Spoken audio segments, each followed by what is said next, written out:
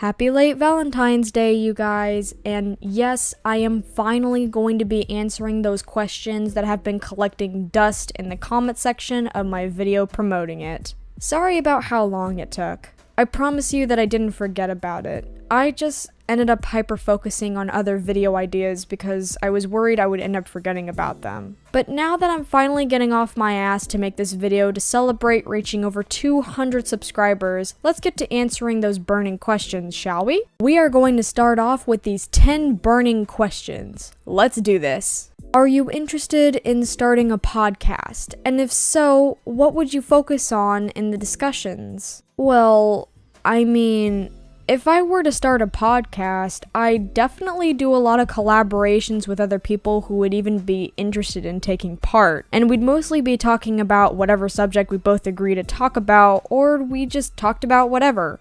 Of course, when it comes to me taking the reins, you'd better believe that one way or the other, the topic of hentai is going to get involved.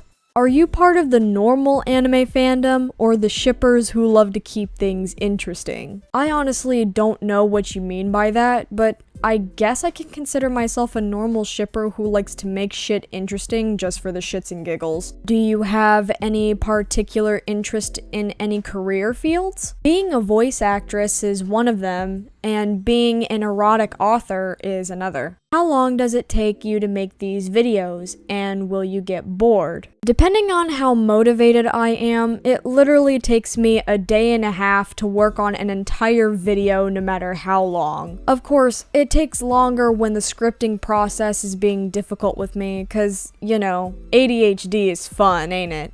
And will I get bored? As in making videos? I can't really answer that, because I can't predict the future. But considering how I am, it's a 50-50 of whether or not I'll get bored with contributing to the platform. What is your fondest childhood memory in regards to animation or games? Well, the fondest memory of video games is when I first discovered the survival horror genre in 5th grade. That was definitely fun. And as for the fondest memory in regards to animation, it was when I was a little couch potato and I discovered the 2003 version of the Astro Boy series, where I had developed the first fictional crush I ever had in my life. I think I was 6 or 7, I don't remember. Will you consider doing a face reveal when you reach 100k subs? I will let that depend on the demand. What is the scale for quality meme versus a truly wholesome meme?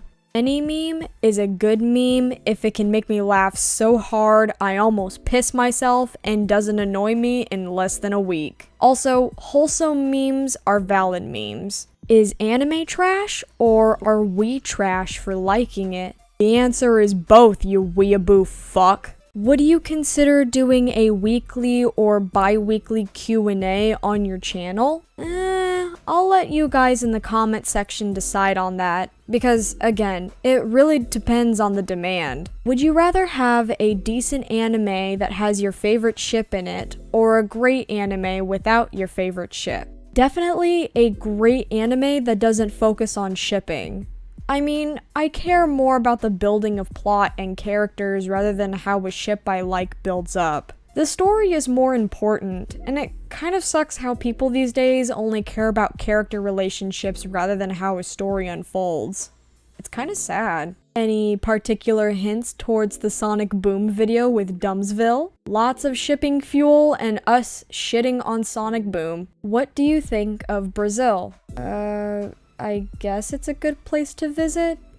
I don't really know how to answer this question, I'm sorry. I was expecting Dumbsville x Sonic 93, but hey, at least Dumbsville is lucky to have you. Welp, we always don't get what we want, do we, Sweaty? And to be honest, I'm not sure if I should take offense to this comment or laugh at it. Why did you start YouTube in the first place? Well, the thing is, I originated from Tumblr, and I remember starting off as like some fairy tale ranter on there. Well, not really a ranter, more like one of those people that just wanted to state how much they dislike Nalu and Gruvia over and over again, with, of course, stating my reasons as to why. The typical reasons ranging from how Gruvia was a toxic one-sided relationship between a stalker and a guy that wants nothing to do with the stalker, and Nalu, well, there's a video for it, which I plan on remaking in the future. So, at one point, I kind of realized that I had a bit of a laundry list of reasons why I didn't like Nalu or its fanbase. So I kind of just decided to create a YouTube channel, and at first, I thought I was going to be a fairy tale ranter. But then I just later decided to be a ranter over anything that was anime or character related. Maybe even do commentaries on bullshit. So I kind of just decided that my main platform would be YouTube from then on, especially since Tumblr is pretty much dead at this point. How did you come up with your avatar? Okay, with Alexis, it's kind of funny going back on how she even came to be, because her backstory is so cringy that it makes me chuckle every time I think about it. Back in 2012, I think, Alexis was born, and she started off as an Eddsworld OC. Around that time, animation and web shows were very prevalent on YouTube before it changed its algorithm, and I had an obsession towards the web show known as Eddsworld. It had a growing fan base on DeviantArt, lots of amazing characters with wacky situations, and it had a lot of potential to offer. And because I had an obsession with one of the main characters being Tom, I pretty much decided to copy way too many elements from the show. And let me tell ya, I didn't know how to base art for shit back then. I do now. But back then, she looked god-awful. Her design was typical and awful and oh my god. But as years went on, Alexis started to change. And on December of 2018, I came up with her official design, and this is what she looks like today. I'm very proud of how far she's come, and I really hope to develop a story for her that gives her much more character than what you usually see of her through my videos. Are you still doing fairy tale rants? Yes, I am currently planning on doing fairy tale rants.